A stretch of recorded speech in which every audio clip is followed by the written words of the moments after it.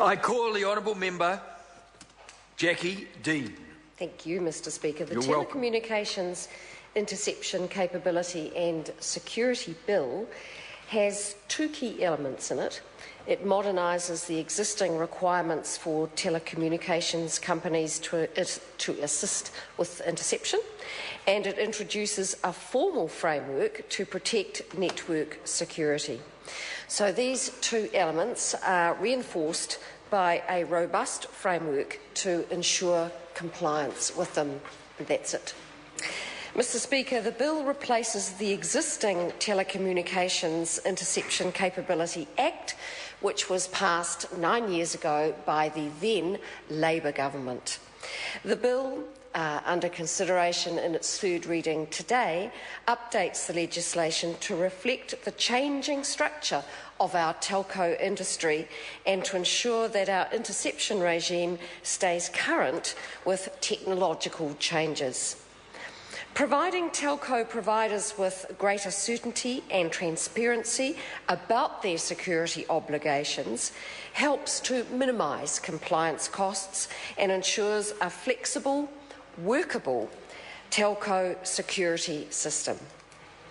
The telecommunications industry as a whole benefits from each operator having certainty about their security obligations. So I'll now just say a few words about what this bill does not do. This bill does not change the existing safeguards to protect people's privacy.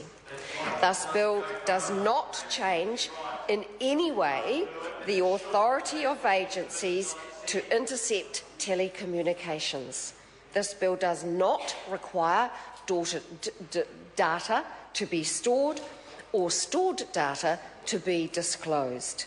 This bill relates only to real-time live interception, as does the current Act, which was brought to the House and passed 9 years ago by the then Labour government. So under the existing TICA legislation, network operators already carry out interception when this is required by a warrant or other lawful authority to assist the police in solving crime, the Security Intelligence Service or the GCSB, and that all happens under the existing TICA legislation, which was brought in 9 years ago by the then Labour government. The bill reduces the obligations on some network operators, and so that is mainly at the wholesale level, the infrastructure level, and network operators with fewer than 4,000 customers to have the capability, and that by that is meant the expertise and equipment to intercept communications on their network and their telecommunications services. Again, this is already the case under the current legislation. They will continue to have a duty to assist when presented with a warrant or other lawful authority to intercept. And the House should remember exactly why the police might want to intercept communications, and quite simply that might be to solve a crime. Further, the bill makes clear that the existing requirement for service providers to assist with an interception operation when presented with a warrant or other lawful authority to intercept applies to companies whether they are based in New Zealand or overseas, where their services are available in New Zealand. The bill will require the GCSB and network operators to work cooperatively with each other in identifying and addressing network security risks, that happening as early as possible. This will mean network operators will be required to engage with the director of the GCSB on the design, build and operation of their networks, where this may pose a risk to New Zealand's national security.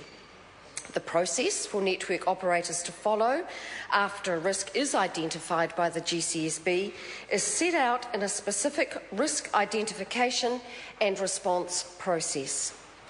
Network security, Mr Speaker, is important to ensure that networks are kept safe from unauthorised access or the unauthorised copying, altering or diverting of data. The network security framework is a preventative regime built on a partnership approach. The bill does not give the GCSB the power to direct, approve or veto network security decisions. Their role is to identify risks and advise the network operator, and where the GCSB believes a significant risk to national security is raised, they can recommend to the Minister for GCSB that they issue a direction.